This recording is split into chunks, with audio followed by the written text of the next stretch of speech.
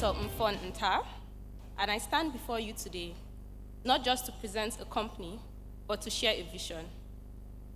A vision that intertwines the rich heritage of African medicine with cutting-edge technology.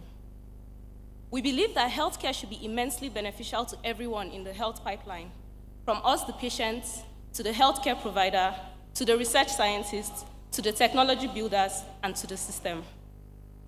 The future of healthcare is incredibly exciting, but here is the reality. If we're not building it ourselves, we will be left waiting for solutions that are not designed with our needs in mind. We're losing our brilliant minds to more lucrative opportunities abroad, and it's up to us to change that story. We're offering 7% of our company equity for 425 million Nigerian naira. This investment will fuel our expansion and innovation, supporting the critical components of our mission and enabling groundbreaking health solutions tailored to our communities. Our biotechnological laboratory development is at the core of our operations. It's a space for advancing precision medicine, biocomputing, and neurotechnology.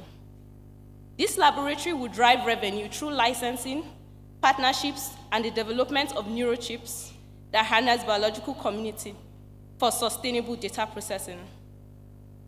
These innovations position us as a leader in health data analysis and artificial intelligence-driven diagnostics, creating solutions that are truly designed for the African context. We deeply understand the transformative power of research. Just last month, our work was quoted in the New York Times after being published in Nature Scientific Journal, where we highlighted a major gap in medical device data.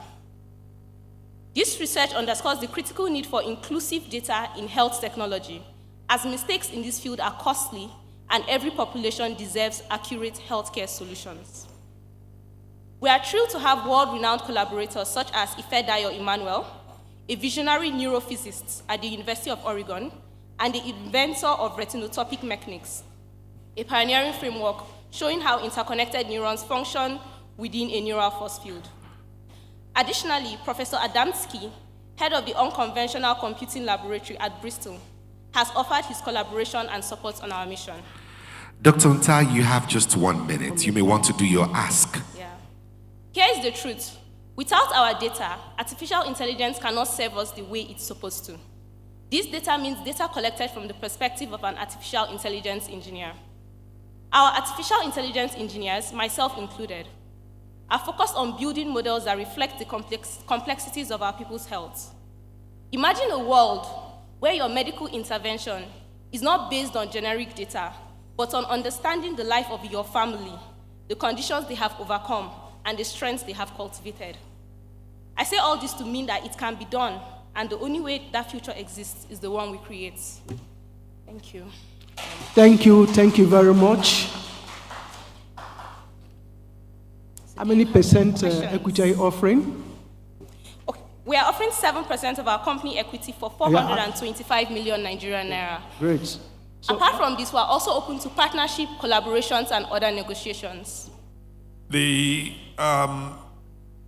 pitch you just listened to is one of those that we put in quite a bit of work. I'm sure you know by now that there's a team at the back there doing the work in here, preparing these people.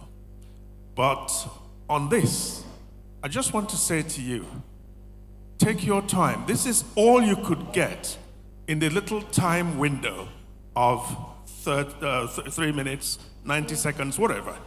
There is a lot more. So I will encourage anybody who's interested to make time and engage with this. This is a genius at work.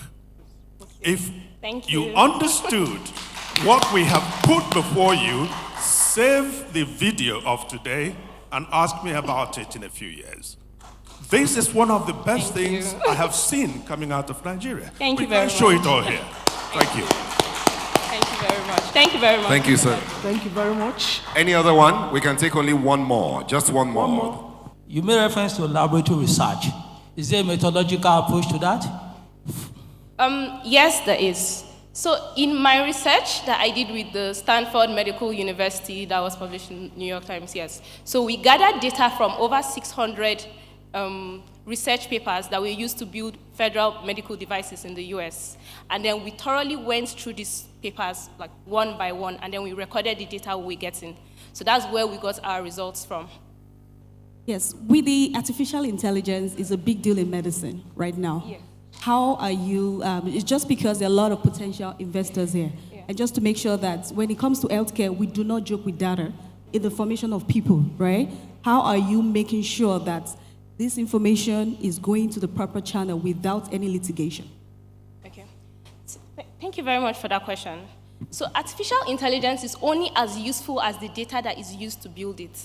So even if there is an AI model that exists, if we build on top of it, it does not contain our data. That's what our research showed. So if we need to build artificial intelligence models for Nigeria, for Africa, we need to gather that data by ourselves. And gathering this data needs specialized eyes. It needs specialized people who are familiar with the healthcare industry. I am an artificial intelligence engineer, and I have met other artificial intelligence engineers that are building specifically for healthcare. So these are the team of people I'm working with. My question is, when you are collecting your data, do you look at what is available within the African context in the traditional medicine? Yes. And if yes, please, can you explain a little bit how you incorporate the African traditional medicine into your artificial intelligence data gathering? Yes. Thank you very much for that question. That's a very important question. So this data we're gathering, we're starting from the scratch. This is each person, you come to us and you're like, I want my data to be on the system. I want to be able to use precision medicine at some point. So we take a history of what your health-seeking behavior has been. The last time you were sick, what happened to you? What drugs did you take? How did you get better? And then if you use traditional medicine, what did your mom tell you to use when you were sick? What did your grandparents use? This is the type of data that we gather. Even for women, for contraceptive care, we know that everything does not work for everybody. We need to listen to you specifically, see the diet that you take, the environment that you live in, your genetic background, and then we build on top of this. That's what we're doing.